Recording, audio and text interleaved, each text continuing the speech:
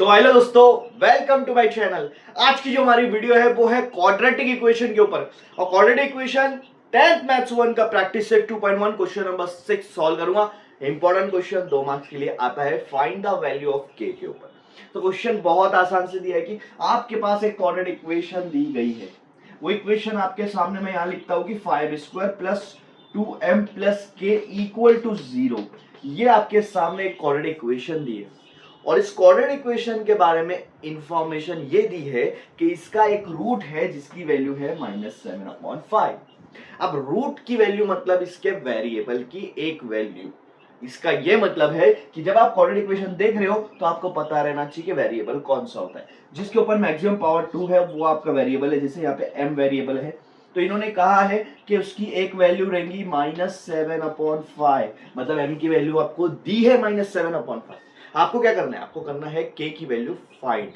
तो आपको यहाँ पे k की वैल्यू फाइंड करना है। अब कैसे करेंगे देख लो। इस इक्वेशन में आपको सिर्फ पुट कर देना है m की जगह पे क्या, -7/5। साइन याद रखना माइनस की है तो यहाँ पे पहले 5 है, उसके बाद m है तो m की जगह पर ब्रैकेट लगा के -7/5 रखूंगा, लेकिन m के ऊपर स्क्वायर है तो यहाँ पे स्क्वायर लगा दूंगा। उसके बाद 2 लिखा है, 2 के बाद आएगा -7/5। कोई भी पावर नहीं है, सिंगल पावर है और आगे दिया है प्लस के इक्वल टू 0। ये बहुत जरूरी, इक्वेट किया है इसको 0 से।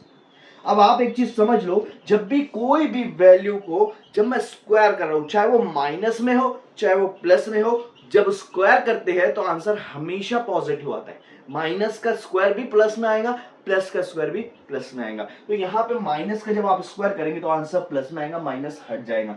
7 का स्क्वायर हो जाएगा 49 और 5 का स्क्वायर हो जाएगा 25। क्यों प्लस में आता है, क्योंकि माइनस माइनस प्लस हो जाता है मल्टीप्लीकेशन में। ओके, अब यहाँ पे देखो, अगर आप देखोगे यहाँ पे प्लस है यहाँ पे माइनस है तो हमको मल्टीप्लाई करना है। मल्टीप्लाई में दो साइन अगर अलग अलग होती है तो आंसर माइनस में आता है, इसीलिए इसको माइनस में लिखूंगा।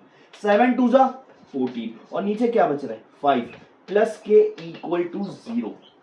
अब आगे सॉल्व अगर आप करोगे तो यहां पर क्या होगा, 5 1 जा 5 5 जा, तो यहां पर बच रहा है 49 डिवाइड बाय 5। ओके, और उसके बाद क्या दिख रहा है -14 डिवाइड बाय 5 और आगे दिया है प्लस के इक्वल टू 0।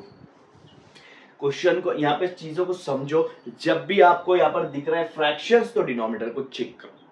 अगर फ्रैक्शन का प्लस या माइनस करना है तो डिनोमिनेटर को चेक करो। डिनोमिनेटर सेम है या अलग अलग है, सेम है। नीचे वाली वैल्यू सेम है, अगर नीचे वाली वैल्यू सेम है तो इसको यहाँ पे कॉमन ले लो और ऊपर 49 में से 14 को माइनस करना है तो आपको यहाँ पर आगे वैसा का वैसा लिखना पड़ेगा।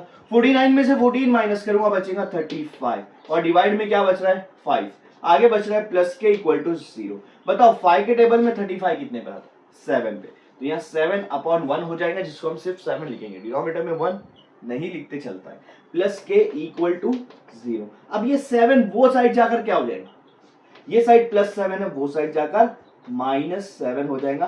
तो के की वैल्यू आपको फाइंड आउट हो गई -7। ये है आपका इस क्वेश्चन का आंसर कि के की वैल्यू क्या आ रही है, -7 आ रही है। यहां तक आप अगर क्वेश्चन को सॉल्व करते हैं तो 2 मार्क आपको पक्की मिलने